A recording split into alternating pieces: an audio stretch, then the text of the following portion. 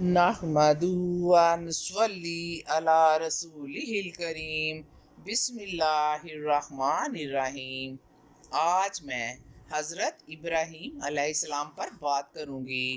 جب عرب و عجم میں سام بن نوح بن تاریخ کی اولاد نیست و نابود ہوئی، ان میں کچھ لوگ تو طوفان میں غرق ہو گئے، کچھ فرشتے کی بھیانک آواز سے مر گئے۔ بادشاہ نمرود عجم کے ملک سے نکلا اور بیٹا کنعان بن آدم بن سام بن نوح کا تھا اور زبان عربی تھی۔ بعض نے لکھا ہے کہ کیکاؤس بیٹا کیکاباد کا تھا، وہ بیٹا منوچہر فریدون بن جمشید کا تھا، لیکن یہ صحیح نہیں، اور زیادہ صحیح یہی ہے کہ نام اس کا نمرود تھا، اور یہ بڑا طاقتور تھا اور بڑی شان و شوکت کا مالک تھا۔ یہ لشکر لے کر ملک شام پہنچا اور سلطنت قائم کی۔ اس کے بعد ترکستان کو فتح کیا اور یافس بن نوح کو اپنا فرما بردار بنایا۔ اس کے بعد حام کی اولاد کو بھی اپنا مطیع کیا اور اس کے بعد مشرق سے مغرب تک روم پر قبضہ کر لیا۔ آخر کار کوفہ میں جا کر بابل کے مقام پر تخت نشین ہوا۔ ترکستان، ہندوستان، روم، مشرق مغرب سے اس کو خراج آتا تھا۔ 1700 برس اس نے بادشاہی کی، کبھی آسمان کی طرف نظر اٹھا کر نہ دیکھا، حاجت کے لیے اللہ کو نہیں پکارتے تھے اور نہ ہی کبھی اللہ سے مانگتے تھے۔ نمرود کہتا تھا کہ میں خدا ہوں، اور اکثر کہتا آسمان کا خدا کیا چیز ہے۔ نمرود ایک لعنتی شخص تھا۔ ایک مرتبہ اس نے آسمان کی طرف نظر اٹھا کر دیکھا جب یہ گدھے پر سوار ہو کر تیر مارنے جا رہا تھا، اور تیر کمان میں لگا کر کہتا تھا آسمان پر جو خدا ہے اس سے میں تیر سے مار ڈالوں گا۔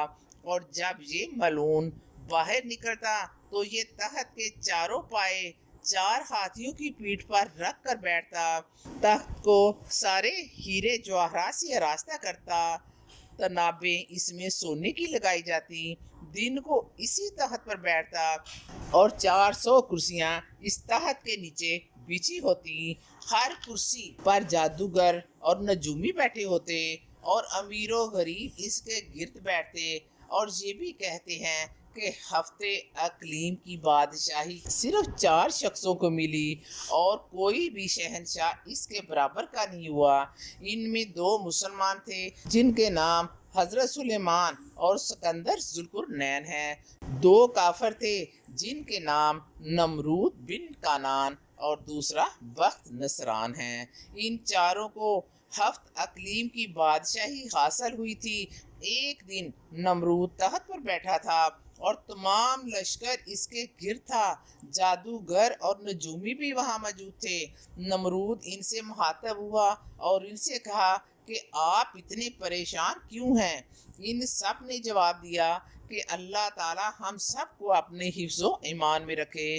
ہم سب کو ایک ستارہ آسمان پر نظر آیا ہے جس کو ہم سب نے کبھی پہلے نہیں دیکھا، اور یہ مشرق میں دیکھا ہے۔ نمرود نے ستارے کے متعلق پوچھا کیسا ہے؟ بتایا ایک لڑکا پیدا ہوگا، یہ تیری بادشاہت کو تباہ کرے گا۔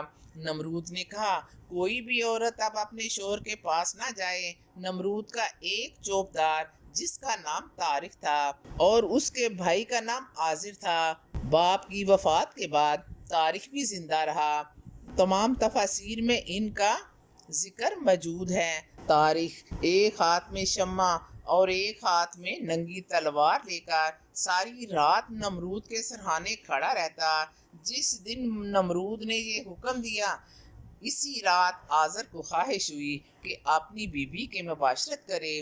حضرت ابراہیم کی ماں کو بھی خواہش ہوئی اور اپنے دل میں کہنے لگی کہ کیوں نہ میں اپنے شوہر کے پاس جا کر خوشی حاصل کروں۔ اسی پس و پیش میں آدھی رات کو وہ گھر سے نکلی تو جب قصر نمرود کے دروازے کے پاس پہنچی، اس نے دیکھا کہ دربانوں پاسبان سو رہے ہیں۔ نمرود کی خوابگاہ میں گئیں، اپنے شوہر کو دیکھا جو کہ نمرود کی حفاظت پر مامور تھا۔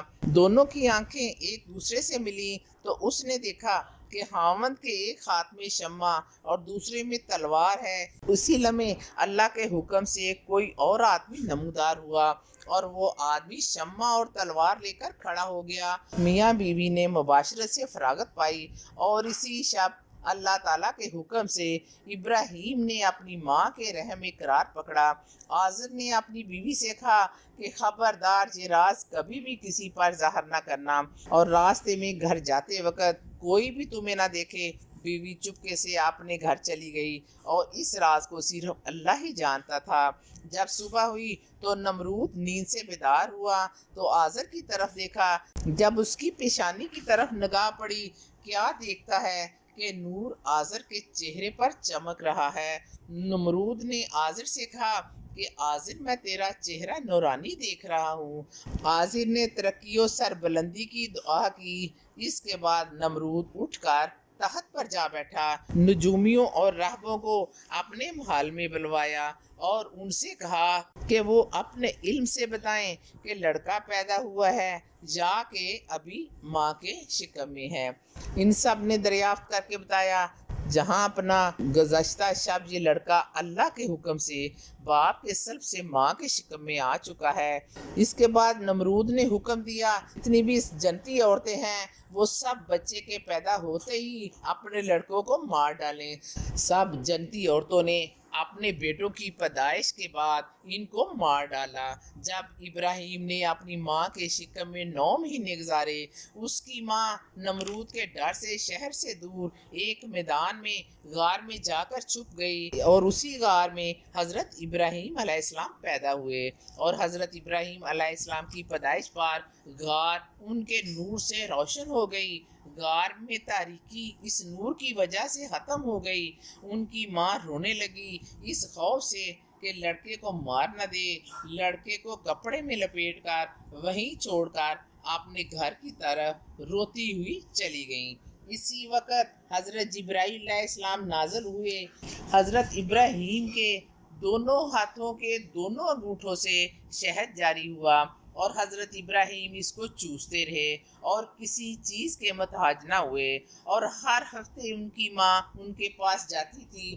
جب حضرت ابراہیم کی والدہ یہ دیکھتی کہ ابراہیم کی پرورش ٹھیک ہو رہی ہے تو اسی وقت غیب سے ایک پتھر غار کے منہ کو بند کر دیتا، اور جب ابراہیم کو دیکھنے آتی تو پتھر خود بخود پیچھے ہٹ جاتا، اور اسی طرح 7 برس گزر گئے۔ ایک دن حضرت ابراہیم نے اپنی ماں سے پوچھا، اے میری ماں، تیرا خدا کون ہے؟ ماں بولی، تیرا باپ ہے جو مجھے کھانے کو دیتا ہے۔ ابراہیم پھر بولے، میرے باپ کا خدا کون ہے؟ پھر ماں نے جواب دیا، ستارے۔ پھر ابراہیم ماں سے مخاطب ہوا اور پوچھا، ستاروں کا خدا کون ہے؟ اس بات کو سن کر ان کی ماں لاجواب ہو گئیں اور شرمندہ ہو کر چلی گئیں، اور ابراہیم کے یہ سوالات شوہر کو سنائے۔ اس نے جب اپنی بیوی کی یہ باتیں سنی تو کہا کہ یہ لڑکا نمرود کا دشمن ہے اور اس میں شک کی گنجائش نہیں۔ ابراہیم کا باپ سوچ میں پڑ گیا کہ اسے کیا کرنا چاہیے۔ ایک رات ابراہیم غار سے باہر نکلا، آسمان پر ستاروں کو دیکھ کر کہا کہ میرے ماں باپ ان ستاروں کو اپنا ماں باپ مانتے ہیں۔ ایک دن حضرت ابراہیم نے اندھیری رات آسمان کی طرف دیکھا اور سوچا کہ ستارہ بولے کہ میں تمہارا رب ہوں، لیکن صبح ہوتے ہی ستارے غائب ہو گئے۔ ابراہیم نے کہا کہ مجھے خواہش نہیں چھپ جانے کی، اور پھر چاند نکلا اور اس کو روشن دیکھا تو بولے میرا رب یہ ہے۔ پھر چاند نکلا اور اس کو روشن دیکھا تو بولے میرا رب یہ ہے۔ پھر جب چاند غائب ہو گیا تو ابراہیم بولے کہ میرا رب مجھے سیدھی راہ نہ دکھائے، بے شک میں بھٹکے لوگوں میں رہوں، جہاں میں گمراہ ہو جاؤں۔ تو پھر سورج کو دیکھا تو پھر کہا کہ یہ میرا رب ہے۔ جب سورج غروب ہو گیا تو بولے اے قوم، میں ان چیزوں سے بیزار ہوں جن کو تم اللہ کا شریک مانتے ہو، اور میں اپنے منہ کو सिर्फ अपने अल्लाह की तरफ करता हूँ, क्योंकि ज़मीन और आसमान सिर्फ इसी के बनाए हुए हैं। अल्लाह एक है और मैं किसी को इसका शरीक नहीं मानता। हज़रत इब्राहीम जब नमरूद के सामने पहली दफ़ा गए तो नमरूद ने तंजिया कहा कि तुम उस खुदा को मानते हो और इसी को अपना मबूद मानते हो। हज़रत इब्राहीम ने कहा कि हरगिज़ नहीं, मेरा खुदा वही है जो सबको पैदा करने वाला है और जिनको तुम खुदा मानते हो, और वो खुदा हरगिज़ नहीं हो सकता। ए नमरूद, तुम्हारे खुदाओं की हालत हर वक्त बदलती रहती है, कभी तलू होते हैं और कभी गरूब। इब्राहीम ने कहा, मेरे खुदा की ज़ात तगैर है और पाक है। हज़रत इब्राहीम को अपने माबूद में शक था कि कौन है। आखिर में मालूम हुआ कि खुदा ताला है। अंबिया अलैहिस्सलाम को वलादत के वक्त मालूम होता है जो खालक और राज़िक है, कुल कायनात का मालिक वही है और वही वादउल शरीक है। हज़रत इब्राहीम जब लड़के थे तो लोगों को देखा कि ये ज़मीन व आसमान के खालिक को नहीं मानते और अपनी तमाम हाजतों और मुरादों को अपनी बनाई हुई मूर्तों के सामने पेश करते हैं। इस कौम के कुछ लोग सूरज, चांद और सितारों की पूजा करते थे। हज़रत इब्राहीम ने ये हालात देखकर शर्मिंदा करने की गरज से उन लोगों से कहा, मैं भी सूरज, चांद, सितारों और मूर्तियों में से एक को अपना रब ठहरा लूं। चूंकि वो पहले ही शर्मिंदा थे, सारी कौम हज़रत इब्राहीम से नाराज थी। हज़रत इब्राहीम ने सबसे पहले एक सितारे को अपना रब ठहराया, लेकिन सितारा कुछ देर बाद गायब हो गया। फिर सूरज और इसके बाद चांद को अपना रब ठहराया, लेकिन वो भी गायब हो गए। हज़रत इब्राहीम अलैहिस्सलाम ने कहा, खुदा वो है जिसने सूरज, चांद, सितारे बनाए, पहाड़, ज़मीन और आसमान बनाए। कौम इसी को अपना रब मानती है। अक्ल इस चीज़ को तस्लीम करती है कि रब एक ऐसी हस्ती को माना जाए जो सब पर कादिर हो। तफसीर में है कि आज़र ने अपने बेटे इब्राहीम को कहा, ए मेरे प्यारे बेटे, कि मेरा खुदा तो नमरूद के अलावा कोई नहीं। हज़रत इब्राहीम ने जवाब दिया, ए मेरे अब्बा जान, नमरूद कैसे आपका खुदा हो सकता है? खुदा वही हो सकता है जिसने ज़मीन और आसमान बनाए और तमाम मखलूक को पैदा करने वाला है और उसका कोई शरीक नहीं। जब हज़रत इब्राहीम अलैहिस्सलाम ने अपने बाप को गुमराह देखा और कहा कि अब्बा जान, मैं आपको और सारी कौम को गुमराह देखता हूँ, बाप ने जवाब दिया, ए इब्राहीम, तू हमारे पास कोई सच्ची बात लेकर आया या हमसे तुम मजाक कर रहे हो? हज़रत इब्राहीम ने बाप की बातें सुनकर जवाब दिया, ए अब्बा जान, तुम्हारा रब वही है जिसने कुल कायनात को बनाया। इब्राहीम के बहुत ज़्यादा समझाने के बावजूद आज़र ने किसी बात को नहीं माना और अपनी ज़िद पर इसरार करता रहा। हज़रत इब्राहीम ने कसम खाकर अपने बाप से कहा कि अब्बा जान, मैं तुम्हारे बुतों का कुछ इलाज करूँगा। एक आयत जिसका तर्जमा ये है, कसम है अल्लाह ताला की कि मैं फ़िक्र करूँगा तुम्हारे बुतों की जब तुम लोग कहीं जाओगे। फिर जब ये लोग शहर से बाहर गए तब हज़रत इब्राहीम ने बुत खाने में जाकर तमाम बुत तोड़ डाले, तमाम बुतों के टुकड़े टुकड़े कर दिए। जो सबसे बड़ा बुत था उसको वैसे ही रहने दिया, ताकि जब ये दूसरे शहर से वापस आएँ तो अपने तमाम बुतों को टुकड़ों में देखें और इनके पूजने से बाज आ जाएं। इनको इबरत हासिल हो कि ये हमारे खुदा कैसे हो सकते हैं जो खुद आपस में लड़ते हैं। और हज़रत इब्राहीम को जिस कौम की तरफ पैगंबर बनाकर भेजा गया था, इनमें हर साल 2 ईदों का जश्न मनाया जाता था, एक अरफे के दिन और दूसरे ईद के दिन। एक दिन इब्राहीम के बाप आज़र ने कहा, ए मेरे बेटे इब्राहीम, तुम मेरे साथ मेले में चलो। और अजीमुल शान मेला एक बहुत बड़े मैदान में लगता है और हज़ारों लोग इस जश्न में शामिल होते हैं और बहुत अच्छी तुम्हारी तफरीह भी हो जाएगी, इसके जश्न से भी वाकिफ़ हो जाओगे। हज़रत इब्राहीम ने मेले पर जाने से इनकार कर दिया। ये एक आयत का तर्जमा है کہ حضرت ابراہیم نے ایک دفعہ تاروں کو دیکھا اور پھر کہا ابا جان میں بیمار ہوں۔ یہ جواب سن کر حضرت ابراہیم سے وہ ناراض ہو کر چلے گئے اور یہ بات حضرت ابراہیم سے کئی بار کی گئی۔ آزر نے اپنے بیٹے کو کئی بار سمجھایا تاکہ ہمارے عقائد کا کچھ اثر ابراہیم پر ہو، لیکن بار بار آزر کے کہنے کے باوجود ابراہیم کی کچھ سمجھ میں نہ آیا۔ اس کے بعد آزر اپنے ساتھیوں کو لے کر میدان کی طرف چل پڑا۔ میدان کی طرف جانے والے زیادہ نجومی تھے۔ شہر کے لوگ اس میدان میں جا کر بتوں کی پوجا کرتے تھے۔ اس آبائی دستور کو کرنا ان کے لیے بڑا ضروری تھا۔ ابلیس یہ حال دیکھ کر اس بڑے میدان میں گیا جہاں یہ کافر اپنا جشن منا رہے تھے۔ شیطان ان کافروں کے پاس جا کر رونے لگا اور روتے ہوئے انہوں نے بتایا کہ یہ تمہارے بتوں کے ہاتھ پاؤں ابراہیم نے توڑ دیے ہیں۔ یہ بات سنتے ہی کافر پریشان ہو کر اپنی اپنی سواریوں کی طرف دوڑے۔ ان کافروں نے چاہا کہ سب سوار ہو جائیں، لیکن ان کی سواریوں کے جانور بھاگ گئے اور وہ ہاتھ نہ آئے۔ تب یہ کافر پریشان ہو کر پیدل شہر آئے۔ اپنے بت خانے میں جا کر دیکھا تو تمام بت ٹوٹے ہوئے تھے۔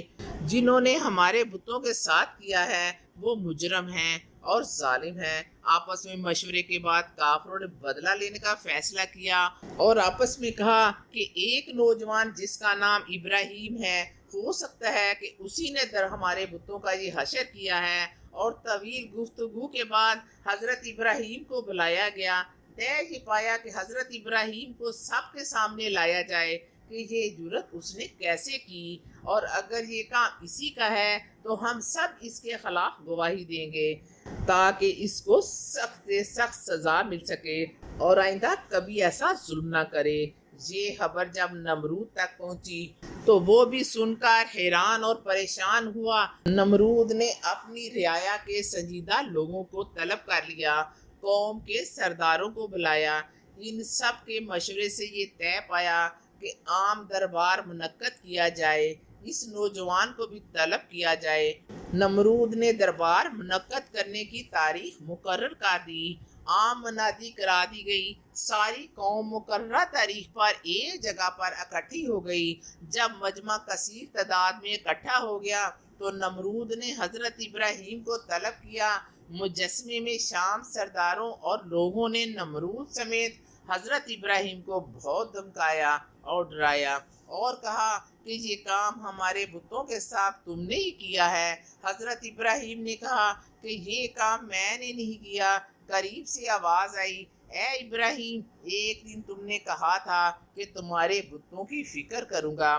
کافر چاہتے تھے کہ اپنی زبان سے ابراہیم قرار کر لیں، لیکن یہ کام ابراہیم نے نہیں کیا تھا، بلکہ یہ کام تو باری تعالیٰ کی طرف سے تھا، جس نے ابراہیم کو رسول بنا کر بھیجا تاکہ یہ لوگ اپنے باطل عقائد پر شرمندہ ہوں۔ چنانچہ دربار الہی سے حضرت ابراہیم کو حکم ہوا کہ آپ لوگوں سے کہہ دیجئے آپ کا معبود اتنا بڑا ہے، آپ اپنے بڑے بت سے پوچھیں جس کے ہاتھ میں کلہاڑا ہے۔ ان لوگوں نے جواب دیا کہ ہمارے معبود بولتے نہیں ہیں، ہم کیسے پوچھ سکتے ہیں؟ ان بتوں میں بات کرنے کی سکت نہیں ہے، نہ یہ سنتے ہیں، نہ یہ حرکت کرتے ہیں، اور نہ ہی یہ دیکھتے ہیں۔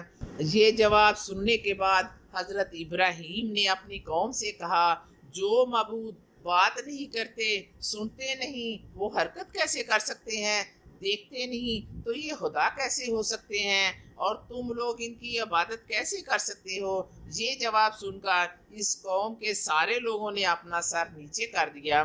حضرت ابراہیم نے ان کا مایوسانہ جواب سنا اور انہیں مخاطب ہو کر کہا کہ تم جن کو خدا مانتے ہو وہ تو تمہارے اپنے بنائے ہوئے ہیں۔ حضرت ابراہیم نے جواب دیا، میں تو تم سے بیزار ہوں، تم لوگ کچھ سمجھ نہیں رکھتے، تم ان بتوں کے خود خالق ہو۔ ابراہیم نے کہا کہ اگر تم کو عقل ہے تو خدا کی عبادت کرو جس نے تمہیں پیدا کیا۔ جب ان کافروں نے حضرت ابراہیم کی کوئی دلیل نہ سنی، ہر بات میں وہ ناکام اور لاجواب رہے، تو مجبوراً سرداروں نے حضرت ابراہیم کو مار ڈالنے کی تجویز نمرود کے دربار میں پیش کر دی۔ नमरूद भी हजरत इब्राहिम की बेबाकी और सही जवाबों से आजिज आ चुका था। नमरूद ने एक और मजलिस तलब कर ली जिसमें ये तय पाया कि इब्राहिम को इस तरीके से मारा जाए कि हमें आए दिन की शर्मिंदगी से निजात मिल सके।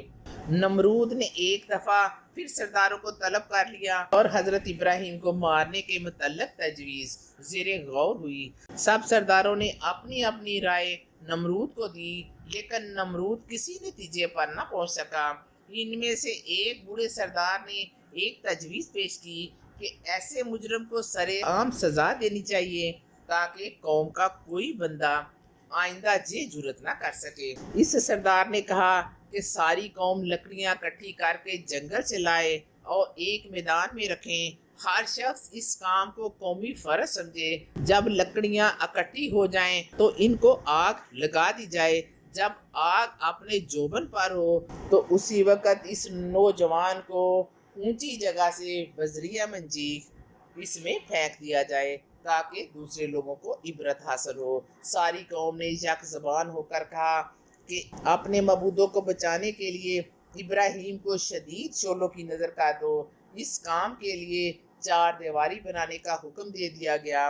12 कोस का खाता हुआ और ऊंचाई उसकी 100 गज की हो। जब ये जगह तैयार हो गई तो नमरूद के कहने पर मनादी करा दी गई। चार दीवारी के अंदर लकड़ियों को आग लगा दी गई। इसके शोले इस कदर बुलंद थे कि 3 मील के फासले पर जो परिंदे उड़ रहे थे वो सब जल गए। कफार परेशान हुए, इब्राहिम को कैसे इसके अंदर फेंकेंगे। इतने में अबलीस ने आकर काफरों को एक हिकमत बताई। सब मिलकर एक ऊंची जगह बनाए।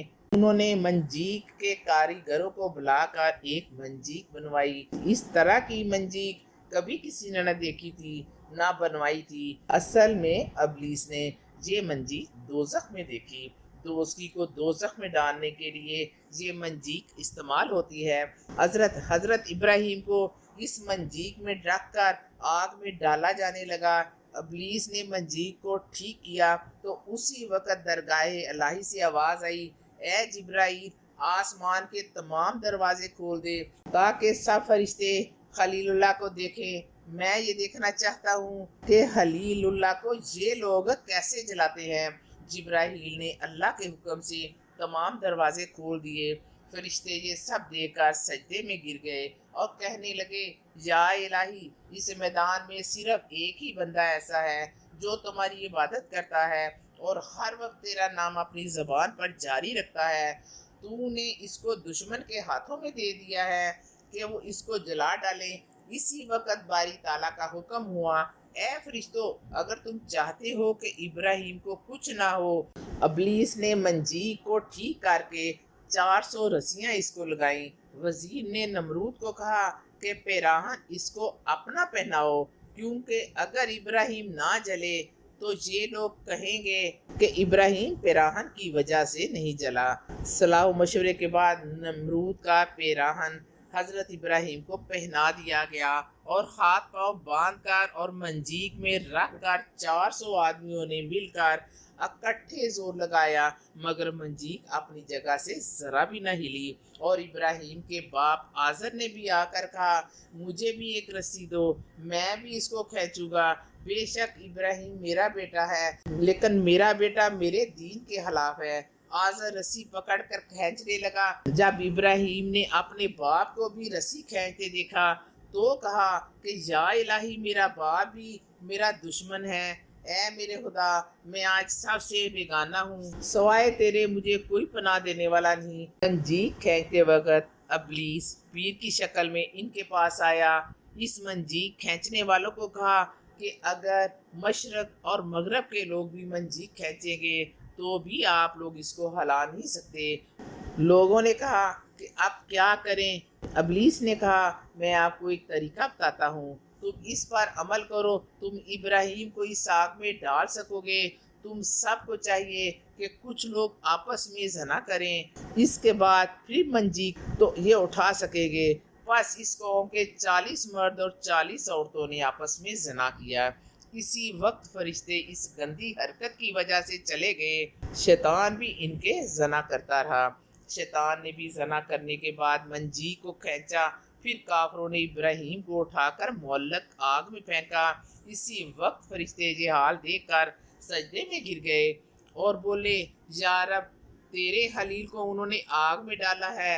हजरत जिब्राइल 70,000 फरिश्तों को लेकर हजरत इब्राहिम के पास पहुंचे और कहा, ए इब्राहिम, अगर तू चाहता है तो मैं अपना एक पर आग पर मारूं और उसे दरिया में डाल दूं। हजरत इब्राहिम ने कहा, ए जिब्राइल, ये बात खुदा ताला ने फरमाई है और जो अल्लाह ताला को पसंद है तुम वही करो, क्योंकि मैं इसी में खुश हूँ जिसमें मेरा रब खुश है। ये बात सुनकर हजरत जिब्राइल ने कहा, ए इब्राहिम, तुम्हारा क्या मतलब है? इब्राहिम ने कहा, मेरा मतलब कुछ भी नहीं, जिस बात पर अल्लाह राजी है इसी बात में मैं भी राजी हूँ। रब्बिल आलमीन की सारी दुनिया मुताज है। इब्राहिम को जब आग में डाला गया, जो लिबास नमरूद का पहनाया था वो सारा जल गया और आग जो शदीद शोला जन थी हजरत इब्राहिम को नुकसान ना पहुंचा सकी, क्योंकि हजरत इब्राहिम के साथ अल्लाह ताला का फजलो करम था, जिसकी वजह से आग जैसी चीज से भी महफूज रहे और उसी वक्त आग का रुख एक बाग की तरफ हो गया। इस बाग में हजारों की तादाद में बुलबुल उड़ती हुई हजरत इब्राहिम ने देखी। बाग में बुलबुल के घोंसले भी थे। इसी लम्हे गैब से आवाज आई, ए आग, ठंडी हो जा और इब्राहिम पर सलामती हो। जिन लोगों ने इब्राहिम का बुरा चाहा, आग ने इन्हीं लोगों को अपनी लपेट में ले लिया। हजरत जिब्राइल ने एक तख्त बहिश्त से लाकर हजरत इब्राहिम को दिया और एक आला किस्म का लिबास पहनने के लिए दिया और इसी तख्त पर इब्राहिम को बिठा दिया और जिस रस्सी से हाथ पांव बांध कर आग में डाला था वो रस्सी इसी आग में जल गई। अल्लाह के फजल करम से ज़रा भी इब्राहिम को नुकसान न पहुंचा। हजरत जिब्राइल ये सब कुछ देखकर बड़े मुतखय्यर हुए और इब्राहिम की तरफ नज़र उठाकर देखा। इब्राहिम के क्या कहने। जिब्राइल ने कहा कि मुझे हैरान की है कि इतने मुश्किल वक्त में तुम में ज़रा भी लग्जश ना आई और तुम साबित कदम रहे। मुझे इस वक्त अल्लाह ताला की कुदरत पर हैरानगी हुई। ए इब्राहिम, तुम्हारा सब्र भी अजीब सब्र था। ऐसे मौक़ों पर इंसान डगमगा जाता है।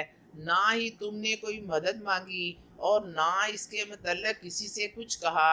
इसीलिए ये मौजज़ा अल्लाह ताला की तरफ से इनायत हुआ और तुमसे पहले ऐसी इनायत किसी पर नहीं हुई थी। कहते हैं कि जो दरख्त जले थे वो सब तरोताज़ा हो गए और उन्होंने खूब फल दिए और हज़रत इब्राहिम के चारों तरफ नरगस और बनफशा के फूल रहे। नमरूद ने एक मीनार पर चढ़कर देखा और देखते ही बड़ा हैरान हुआ कि इब्राहिम को इंतहाई सख्त आग में हमने डाला मगर इसे कोई भी तकलीफ न पहुंची और आप फूलों के झुंड में एक खूबसूरत तख्त पर बैठे हैं। और ये देखकर नमरूद ने कहा कि मेरी मेहनत बर्बाद गई। उसने हजरत इब्राहिम को पत्थर मारने शुरू कर दिए। नमरूद हजरत इब्राहिम पर पत्थर फेंक रहा था और ये पत्थर बहुक्म खुदा हवा में मुअल्लक हो जाते और एक गहरे अबर ने हजरत इब्राहिम पर साया भी कर दिया और ये अबर इतना बरसा कि नमरूद की लगाई हुई आग बुझ गई और इसका वजीर बहान बुलंद आवाज में मीनार पर चढ़कर कहने लगा, ए इब्राहिम, अल्लाह ताला ने तुझे शदीद आग से बचाया। नमरूद ने भी यही अल्फाज दोहराए और कहा कि तू एक नेकोकार है।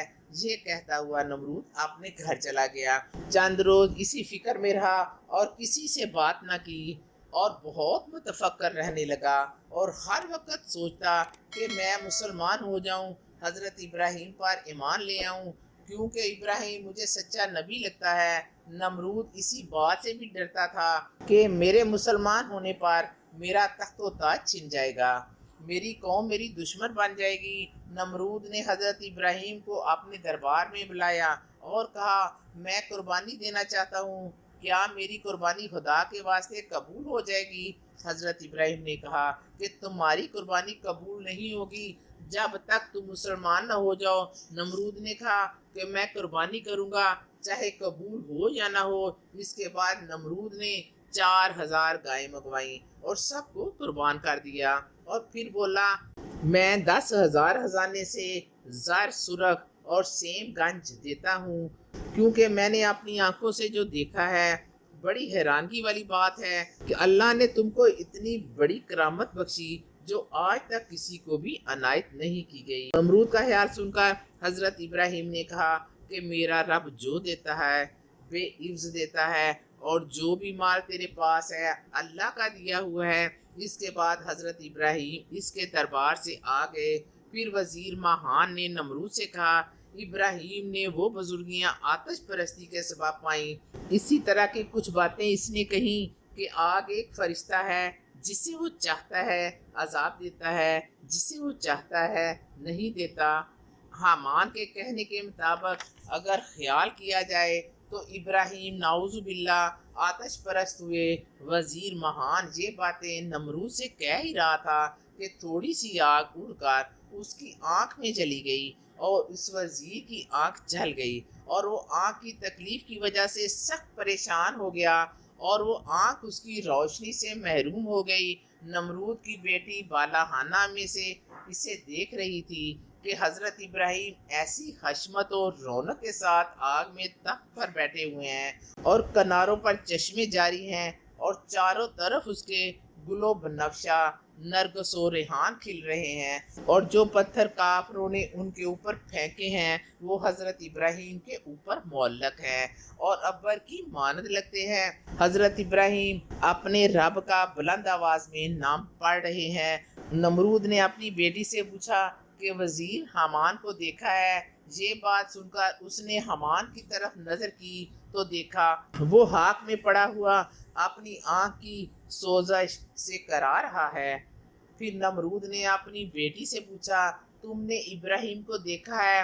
وہ بولی ہاں میں نے ابراہیم کو دیکھا ہے، اور میں حیرت میں رہ گئی۔ یہ کیفیت دیکھ کر اس نے اپنے باپ نمرود سے کہا کہ اے میرے ابا جان، ابراہیم اس مرتبے پر اور حامان اس عذاب میں مبتلا ہے۔ بیٹی نے کہا آپ کیوں نہیں کہتے کہ ابراہیم کا خدا برحق ہے؟ نمرود نے اپنی بیٹی کو ڈانٹا اور اپنے وزیر حامان کے پاس چلا گیا۔ اس کے بعد نمرود کی بیٹی حضرت ابراہیم کے پاس آئی اور بولی اے ابراہیم، میں تیرے خدا پر ایمان لاتی ہوں۔ تب ابراہیم نے اس کو ایمان کی راہ بتائی اور یہ کلمہ پڑھایا لا الہ الا اللہ ابراہیم رسول اللہ۔ جب نمرود کی بیٹی نے یہ کلمہ پڑھا تو وہ مومنہ ہو گئی اور کہنے لگی کہ میں اپنے باپ کو بھی اس کلمے کی دعوت دوں گی۔ یہ سن کر ابراہیم نے فرمایا بہت بہتر ہے۔ وہ اپنے باپ سے جا کر بولی آپ کیوں حضرت ابراہیم کے خدا پر ایمان نہیں لاتے؟ میں ان کا دین قبول کر چکی ہوں۔ حضرت ابراہیم برحق ہے اور تمہارا خدا باطل ہے۔ تب اس کے باپ نے اس کو مارنا چاہا۔ اچانک ایک ابر آیا اور اس کو اٹھا کر کوکاف لے گیا۔ دوسرا قول یہ ہے کہ ہوا اٹھا کر لے گئی، اور وہ لڑکی اسی دن سے خدا کی عبادت میں مشغول ہے۔ ہلکلہ جب اس ماجرے سے آگاہ ہوئی اور ہدایت پائی، وہ اپنا پاؤں اس آگ میں رکھ دیتا، وہی حضرت ابراہیم کے خدا پر ایمان لے آتا اور مسلمان ہو جاتا۔ اے اللہ، اے عرش عظیم کے مالک، اے حکمت والے، اے کائنات کے رب، ہمارے دلوں کو گمراہ ہونے سے بچا، اور آج کے اس روشن دن کو ہمارے لیے باعث رحمت بنا دے، وسیع رزق عطا کر دے، اور زندگی کے تمام امتحانوں میں کامیاب کر دے۔ اے اللہ، ہم سب کو اسلام کے 5 ارکان پر چلنے کی توفیق دے، 5 وقت کی نماز پڑھنے کی ہمت دے، کرونا جیسی وبا کو اس دنیا سے ختم کر دے۔ یا رب، ہمارے دل نور سے بھر دے۔ میری اس دعا کو قبول فرما، آمین ثم آمین۔